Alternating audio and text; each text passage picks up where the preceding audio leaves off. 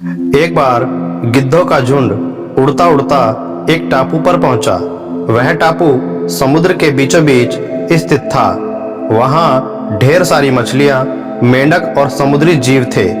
इस प्रकार गिद्धों को वहां खाने पीने की कोई कमी नहीं थी। सबसे अच्छी बात तो ये थी कि वहां गिद्धों का शिकार करने वाला कोई जंगली जानवर भी नहीं था।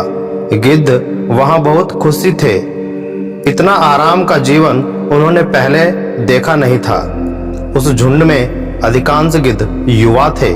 वे सोचने लगे कि अब जीवन भर इसी टापू पर रहना है, यहाँ से कहीं भी नहीं जाना, क्योंकि इतना आरामदायक जीवन कहीं नहीं मिलेगा।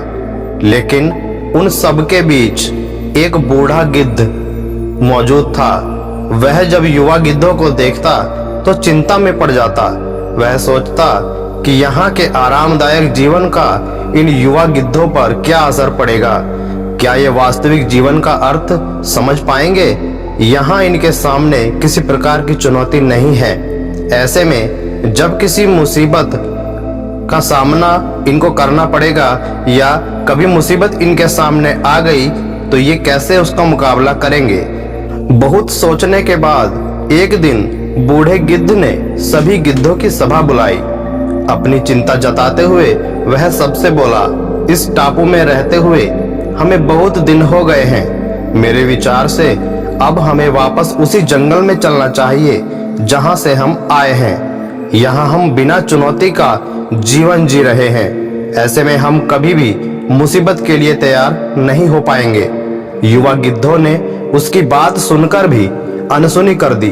उन्हें लगा कि बढ़ती उम्र के असर में बूढ़ा गिद्ध सठिया गया है, इसलिए ऐसी बेकार की बातें कर रहा है। उन्होंने टापू की आराम की जिंदगी छोड़कर जाने से मना कर दिया। बूढ़े गिद्ध ने उन्हें समझाने की कोशिश की, तुम सब ध्यान नहीं दे रहे हैं कि आराम के आदी हो जाने के कारण तुम लोग उड़ना तक भूल चुके हो। ऐसे में मुसीबत आई तो क्या करोगे? मेरी बात मानो तो मेरे साथ चलो। लेकिन किसी ने बूढ़े गिद्ध की बात नहीं मानी। बूढ़ा गिद्ध अकेला ही वहां से चला गया। कुछ महीने बीते। एक दिन बूढ़े गिद्ध ने टापू पर गए गिद्धों की खोज खबर लेनी सोची और उड़ता उड़ता उस टापू पर पहुंचा। टापू पर जाकर उसने देखा कि वहां का नजारा बदला हुआ था। जहां देखो वहां गिद्धों की लाश पड़ी थी। कई गिद्ध लहूलुहान और घायल पड़े हुए थे। हैरान बूढ़े गिद्ध ने एक घायल गिद्ध से पूछा, ये क्या हो गया? तुम लोगों की ये हालत कैसे हुई? घायल गिद्ध ने बताया, आपके जाने के बाद हम इस टापू पर बड़े मजे की जिंदगी जी रहे थे। लेकिन एक दिन एक जहाज यहाँ आया।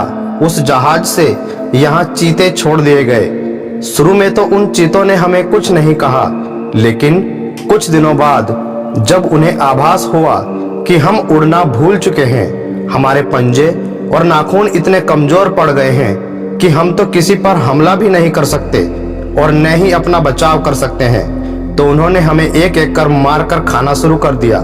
उनके ही कारण हमारा ये हाल है। शायद आपकी बात न मानने का ये फल हमें मिला है। दोस्तों, इस कहानी से हमें यह सीख मिलती है कि अक्सर कंफर्ट जोन में जाने के बाद उससे बाहर आ पाना मुश्किल होता है। ऐसे में चुनौतियां आने पर उसका सामना कर पाना आसान नहीं होता। इसलिए कभी भी कंफर्ट जोन में जाकर खुश न हो जाएं। खुद को हमेशा चुनौती देते रहें और मुसीबत के लिए तैयार रहें। जब तक आप चुनौती का सामना करते रहेंगे, तब तक आगे बढ़ते रहेंगे।